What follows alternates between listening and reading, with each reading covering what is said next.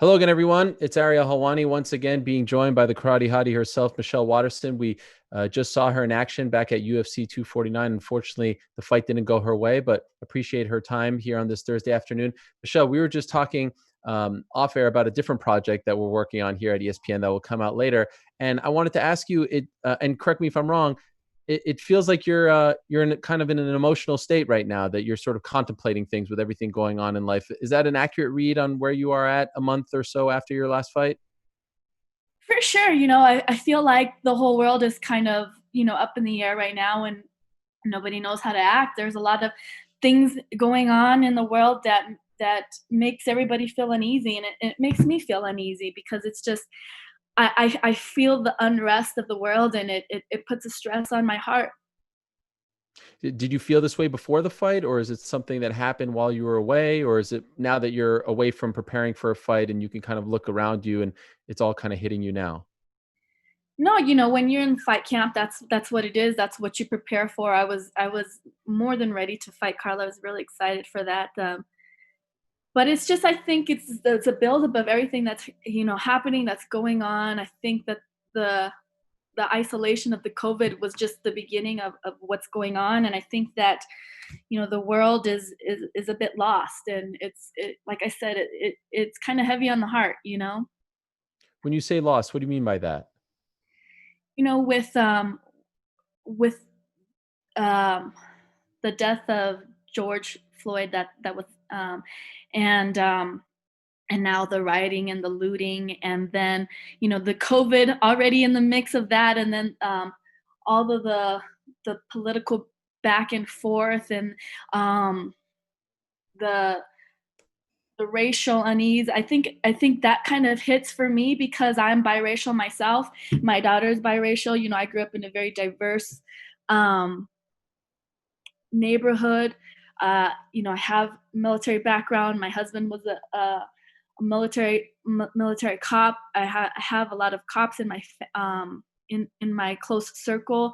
I have a lot of different. It's multicultural in my family. So I have Hispanics in my family, Asians in my family, white people in my family, Black people in my family, and so it's like, gosh, I feel torn, and it breaks my heart to see the world, down each other's throats, and I guess it's just like I was telling you off air. You were telling me, sorry about the controversial loss, and it kind of just was like that's there are bigger things in the world that's going on right now outside of that, and it's like I said, it's just it puts me at unease that we are all starting to feed into the the hate and the anger.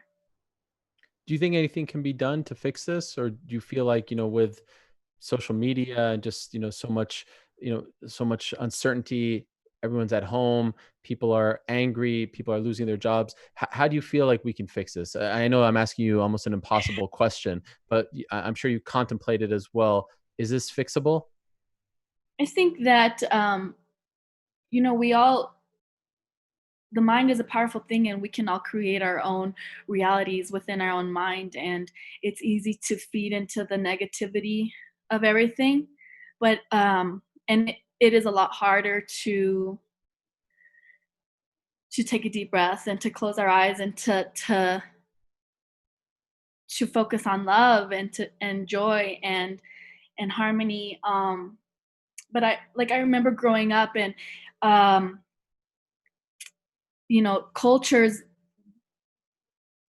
and race being a huge part of like I grew up in Aurora, Colorado, and in the high school that I went to was predominantly Hispanics and African Americans, and so I kind of was like I was a minority, but I loved my high school because it was so diverse, and instead of focusing on the differences and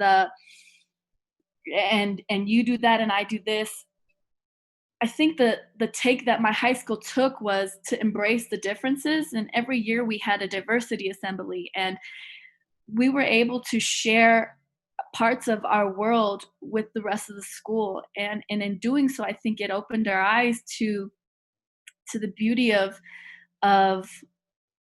diversity, the beauty of how different we all were, and also the beauty of how, when we peel back all the layers, how we all are just human. We all bleed the same blood, and we all have emotions. And I think if we just take a step back and understand that we're all human and that we can all come together and uh, and grow together and spread love, I think that that's what we can do as individuals to try to make the situation better. That's all. I don't know. I don't know what else to say other than, like, we need to focus on love and spreading love, and I don't know. I know. I appreciate the sentiment. I appreciate where you're coming from because it's obviously a crazy time in all our lives, and there's just so much uncertainty. There's so much going on, and you can watch the news and get overwhelmed at times, right? With all these things happening, and you're a mother, and you're a wife, and you're a daughter, and there's just like, wow, what is this world that we're walking out of our house into every day, right? And I get the sentiment 100%. I totally understand where you're coming from. What is it like in Albuquerque these days? I know that your friend and teammate Jody Escabel went to go volunteer at basically like a center that in an area in New Mexico. The name escapes me, where it had per capita the highest rate of COVID cases. What is it like in Albuquerque, where you live right now? Um, like you said, they're hot spots, and I think that we'd have to be compassionate about of those hot spots. We also have to be compassionate about the people that, you know, are are at home and isolated and need to get out, and that are healthy and need to work. And I think that there could be, there could be a good balance if we work on solving the problem other than rather than, just being angry about the problem. It's like what I tell my daughter. It's like, what are you going to do? Cry over spilled milk? Or you're going to sit here and cry and pout and whine, or are you going to fix the problem? And I think that, like, the stage that we're in now is like the frustration and the sadness and the anger and the pent up, all that stuff, but that's not going to help solve the problem. So I think it's important to be compassionate and caring of the people that, are being affected by COVID, and that can potentially be affected by it, and also be compassionate about everybody else that is being affected outside of, like, the illness, the more longer term effects, like, unemployment and um, uh, the suicides and the domestic violence and the isolation and all of that stuff. I think there can be a way to figure out both of those things. Yeah. So I don't have I don't have an answer other than, control what's within your boundaries to control, which is, honestly, at the end of the day, is your mind. You can control your mind, and you can be positive, and you can be a problem solver. And I think that's the best thing we could do is to figure out how to solve this in a positive way.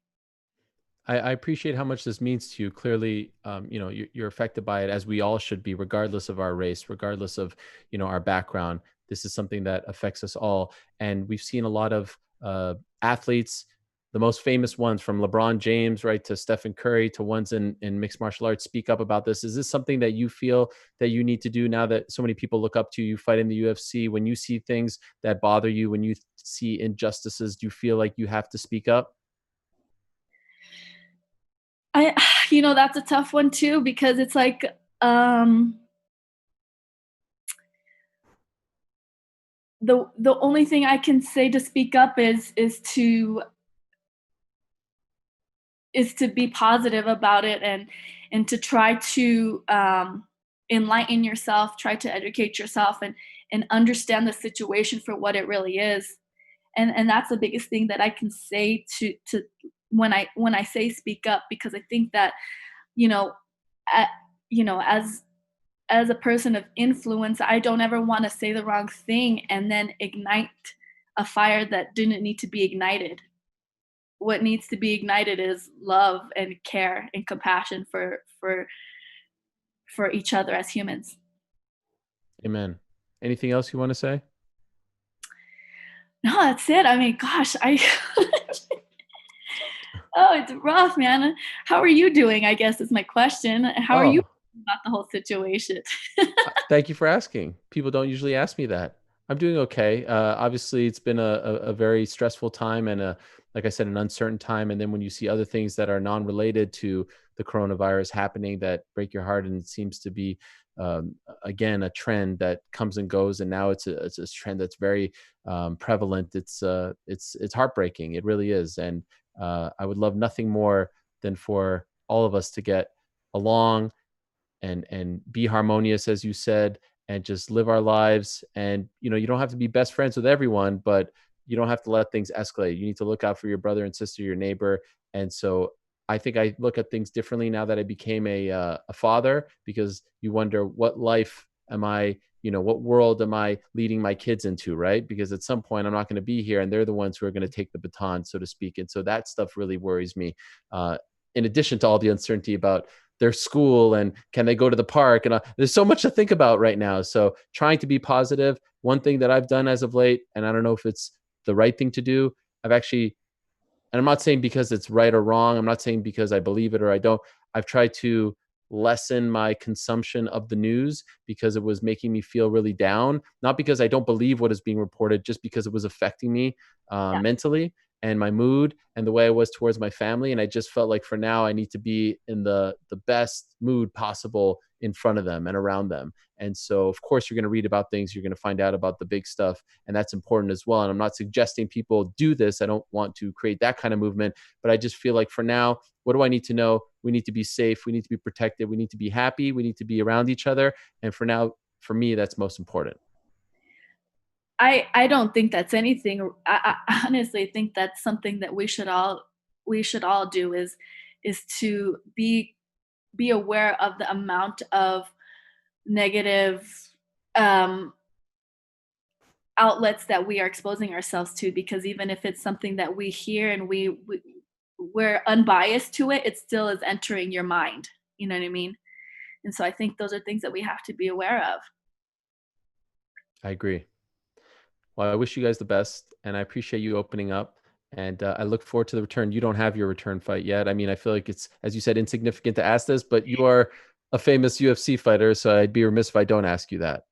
I I would like to get back into it sooner than normal. We're looking maybe late July, early August is a time frame I'd like to get back into the cage. So this is another thing I love about martial arts sports.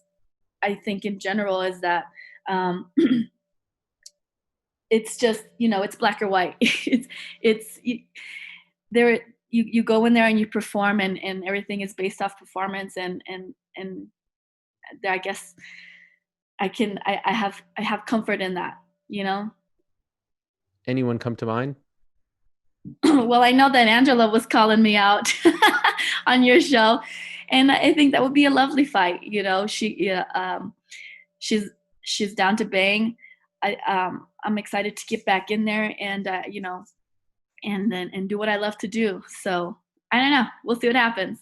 Okay, and I'm gonna have a word with Daniel Cormier. He gave Carla the cheat code there. She said afterwards she was listening to his commentary. I mean, not fair, right? Did you hear him as well? Here's the thing, though. Like, how is it a cheat code when she wasn't able to take me down? Like, Oh, I don't understand how that's a cheat when she only took me down once, and that was at the very first round. And when she took me down, she was able to inflict any damage. So I don't understand how it's a cheat code when it wasn't effective. okay. So you think you won the fight? I felt like I did. Yeah. Could you hear the announcers as well? I could hear my corner. I could hear the announcers, um, and I can hear her corner. And all I heard out of her corner, and even from the commentators, were from her corner. I could hear desperation. I could hear them telling her, "Come on, Carla, we need to string combinations together. We got to do something." And so from there, I could hear desperation. I could hear DC saying, "Carla needs to do something." And so in my mind, it was, every time she did try to come and do something, I was catching her on her way in. She wasn't able to get the takedowns, and I was, landing good knees and shots on her way out. So in my mind, and maybe that's why I didn't, pursue any takedowns on my end, because I felt that I was controlling the pace of the fight So before they announced the scorecards, you had thought you'd done enough to win. for sure. Hmm. It was a weird stretch in Jacksonville as far as judging is concerned. Yeah, and with that being said, that's why they say not to leave it up to the judges. There are obviously things that I could have done to ensure that the fight went my way. But hindsight's 2020, and it is what it is, and that's why I love fighting, is because I might have lost the battle, but I didn't lose the war. I still have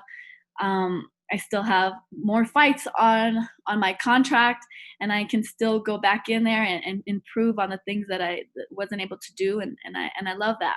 I love that every time I step into the octagon, I learn more about myself. Well, we look forward to the next one. I appreciate your time as always, Michelle. Thank you very much. And my best to your family during this crazy time. Hopefully, better days are ahead for all of us, and we'll see you in the octagon sooner rather than later. Absolutely. Just sending my love over your way and to everybody out there. Thanks for watching ESPN on YouTube. For live streaming, sports, and premium content, subscribe to ESPN Plus.